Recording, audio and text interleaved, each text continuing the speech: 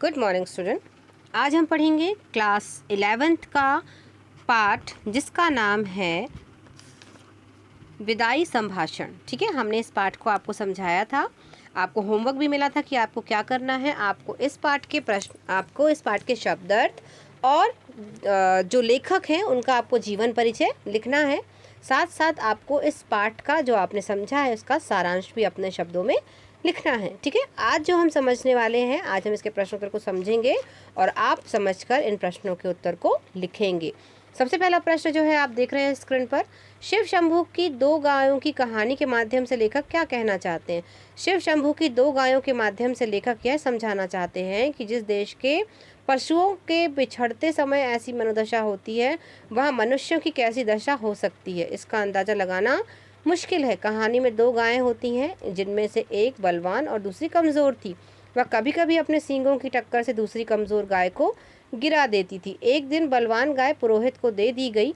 उसके जाने के बाद कमज़ोर गाय दिन भर भूखी रही। उसी प्रकार लॉर्ड कर्जन ने अपने शासनकाल में भले ही भारतवासियों का शोषण किया हो, लेकिन उनके जाने का दुख सबको है। प्रश्न क्रमांक 2, 8 करोड़ प्रजा के गिड़गिड़ाकर विच्छेद न करने की प्रार्थना पर आपने जरा भी ध्यान नहीं दिया। यहाँ किस ऐतिहासिक घटना की ओर संकेत किया गया है। तो लॉर्ड कर्जन ने बंगाल विभाजन का निर्णय लेकर भारत की एकता को खंडित करने की योजना बनाई।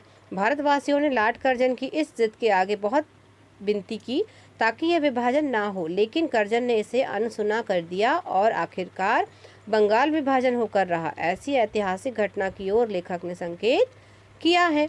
प्रश्न क्रमांक 3, कर्जन को इस्तीफा क्यों देना पड़ा। लॉर्ड कर्जन ने एक फौजी अफसर को अपनी इच्छित पद पर नियुक्ति करना चाहा, पर ब्रिटिश सरकार ने इसे स्वीकार नहीं किया।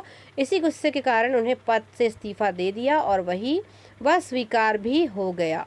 प्रश्न क्रमांक 4, विचारिए तो क्या शान आपकी इस देश में थी और क्या हो गई। इतने ऊंचे होकर आप कितने नीचे गिरे, आशय स्पष्ट कीजिए। तो लॉर्ड कर्जन भारत के तत्कालीन वायसराय थे। उन्होंने अपने शासनकाल में हर तरह की सुविधा का आनंद उठाया था। देश के अमीर तथा संपन्न कहे जाने वाले वर्ग उनके कहे अनुसार चलते थे। वायसराय के पद पर रहते हुए भी उन्होंने जनता की हितों पर कभी ध्यान नहीं दिया। यही उनके पतन का कारण बना। ब्रिटिश सरकार ने उनके इस्तीफे को मंजूरी दी और उन्हें भारत से जाना पड़ा। प्रश्न क्रमांक 5 की ओर बढ़ते हैं। आपके और यहाँ के निवासियों के बीच में तीसरी शक्ति और भी है। यहाँ तीसरी शक्ति किसे कहा गया है। तो यहाँ तीसरी शक्ति ईश्वर को कहा गया है। उसकी शक्ति के आगे ना लॉर्ड कर्जन का जोर चल सकता है और ना भारतवासियों का। उन्हीं की इच्छानुसार दुनिया का संचालन होता है। क्लियर, आगे बढ़ते हैं। प्रश्न क्रमांक पाठ के आसपास का प्रश्न क्रमांक 1, पाठ का यह अंश शिव शंभू के चिट्ठे से लिया गया है। शिव शंभू नाम की चर्चा पाठ में भी हुई है। बाल मुकुंद गुप्त ने इस नाम का उपयोग क्यों किया है। पाठ का यह अंश शिव शंभू के चिट्ठे से लिया गया है। लेखक बाल मुकुंद गुप्त ने शिव शंभू नाम का उपयोग लॉर्ड कर्जन तथा अंग्रेजों के शासनकाल के पोल खोलने के लिए किया है। लेखक ने इस पात्र के जरिए अंग्रेजी शासकों के कुशासन पर व्यंग्य किया है। शिव शंभू एक काल्पनिक पात्र है जिसके माध्यम से लेखक उनकी तानाशाही को सामने लाने का प्रयास किया है। प्रश्न क्रमांक 2, पाठ के आसपास का, नादिर से बढ़कर आपकी जिद है। कर्जन के संदर्भ में क्या आपको यह बात सही लगती है। पक्ष या विपक्ष में तर्क दीजिए। लेखक ने लॉर्ड कर्जन की तुलना नादिर से की है। लेखक के अनुसार नादिर ने जब दिल्ली पर आक्रमण किया तब उसने वहां की पीड़ित जनता की गुहार पर कत्लेआम को उसी समय रोक दिया, लेकिन लॉर्ड कर्जन ने तो भारतवासियों के बंगाल विच्छेद न करने की विनती को स्वीकारना तो दूर, उसे सुनना तक जरूरी नहीं समझा।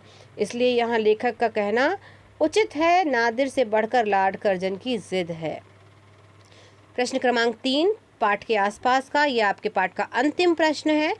क्या आंख बंद करके मनमाने हुक्म चलाना और किसी की कुछ ना सुनने का नाम ही शासन है। इन पंक्तियों को ध्यान में रखते हुए शासन क्या है, इस पर चर्चा कीजिए। तो लॉर्ड कर्जन ने अपने शासनकाल में प्रजा के हितों को ध्यान में नहीं रखा, बल्कि उसने मनमाने हुक्म चलाकर शासन किया। इस दृष्टिकोण से शासन उसे कहते हैं जिसमें प्रजा की मर्जी के विरुद्ध शासक के जिद के अनुसार कानून बनाया जाता हो। जनता के अनुरोध या प्रार्थना सुनने के लिए उन्हें अपने पास भी फटकने ना दिया जाता हो।